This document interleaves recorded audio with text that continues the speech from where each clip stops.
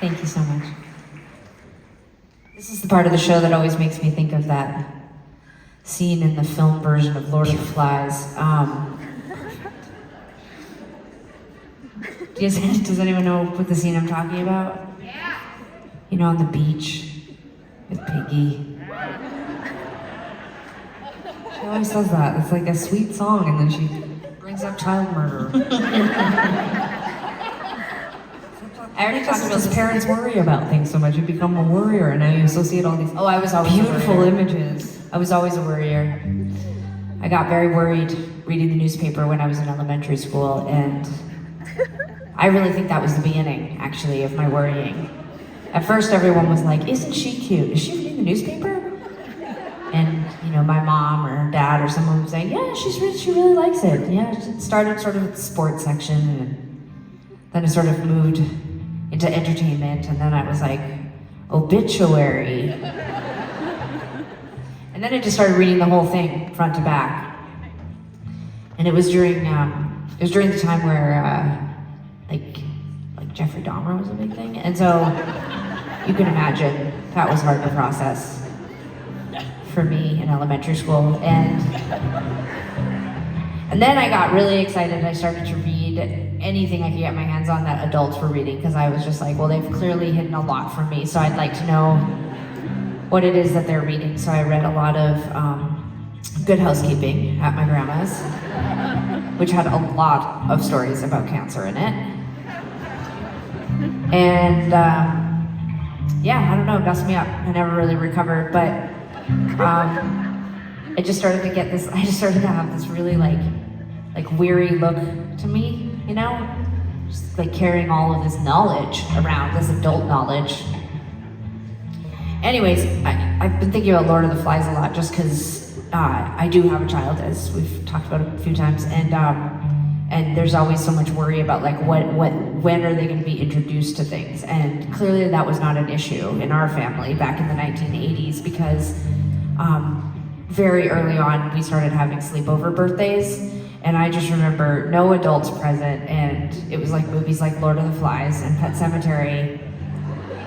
And actually one time we were at our best friend Sara's grade 6 birthday party, and she had a bootleg copy of Terminator 2, which we all watched, and there was just like nobody to process any of it with, you know, because we weren't like, yeah, I don't know, it was really crazy. It's funny what messes you up, like the things you reference. Like for me, the movie that really messed me up, and I cannot for the life of me recall what it was called, but it was, it had that, just wait, you'll remember once I start to talk about it, but it had the guy from Married with Children. What was his name? Dutch. The movie's called Dutch. Dutch, okay. The movie Dutch. See, I knew you would get it. So it's the guy from Married with Children, and then it's that cute boy child that was in the Terminator. And they go on a trip where he's like, the premise is like the stepdad picks up, speaking of Edward Furlong, he was not in that movie. Okay, well whatever. The point is that an adult and a child who are not related, it's like the mom's new boyfriend picks up this kid from his private school, and he's a little bastard, but somewhere along the way, they pick up a woman who may or may not have been like a sex worker, yeah. And they fall. She's not may or may not. She is a sex worker. Okay, and then the boy child falls asleep on her in the back seat and drools onto her cleavage. That fucked me up.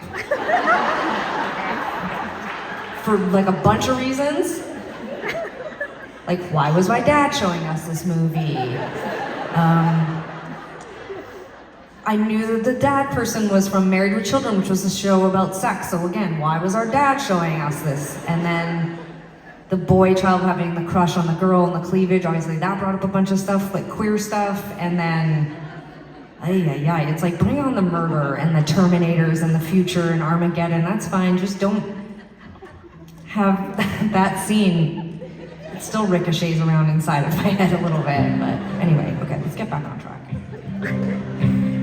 Okay, one other one is, one time my mom, she was like, I'm gonna be watching a very serious movie tonight, don't come out of your bedroom.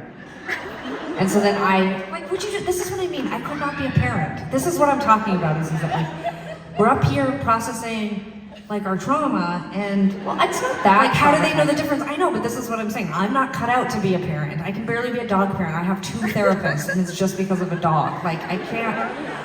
So that says a lot about you. But like, can you imagine as a parent? It says everything about me. But as a parent, that you're like, don't come out of your room. I'm watching a movie you can't see. And so then watch it on your own time. So then she watched it.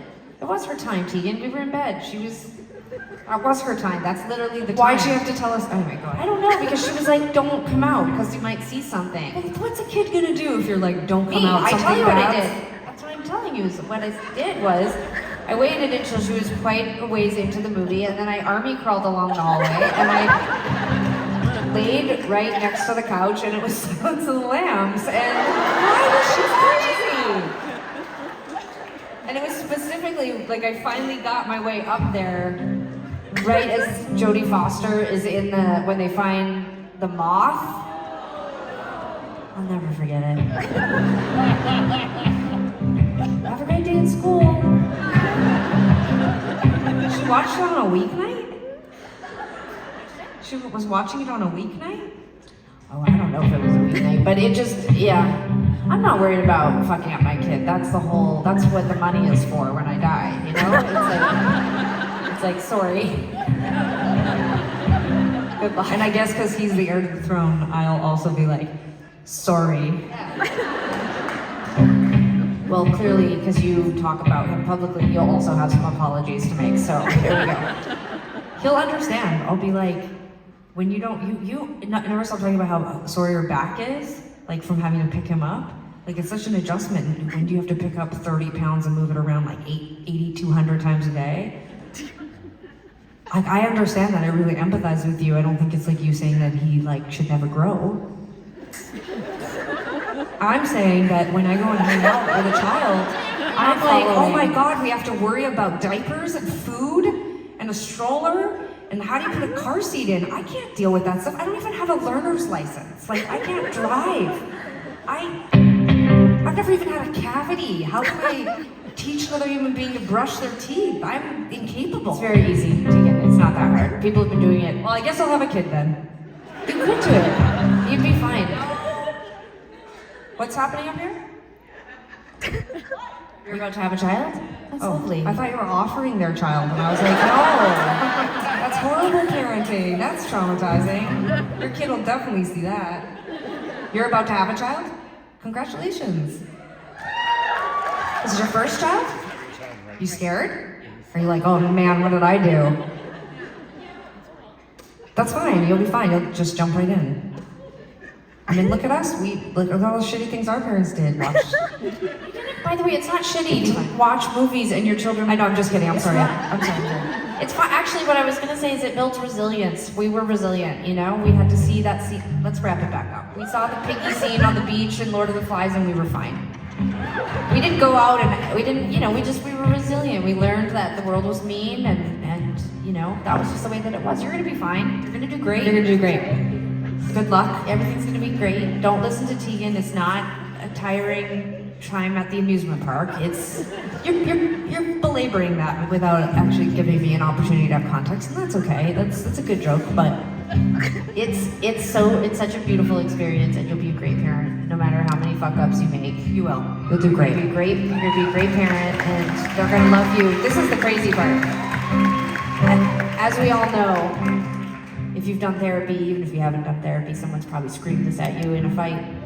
It doesn't matter how bad your parents did, you still love them desperately. There's almost nothing you can do that will make them love you any less. They're gonna love you so much. That's the exhausting part. They love you so much. It feels so beautiful and profound. And it's also like that with a dog, come to think of it. It doesn't matter what you do. It loves you more than any. I'm just saying, telling people, lots of people don't have children, so I'm just trying to relate to those. I'm a childless person who now every day someone's like, aren't you gonna have children? Oh, you're missing out. And I'm like, I have a dog. Do you know how hard that is? I can't. I'm so fucked up. Well, if someone is on the eve of getting a puppy, we are gonna be great at it, and you're gonna be a great puppy parent, and you're gonna love it.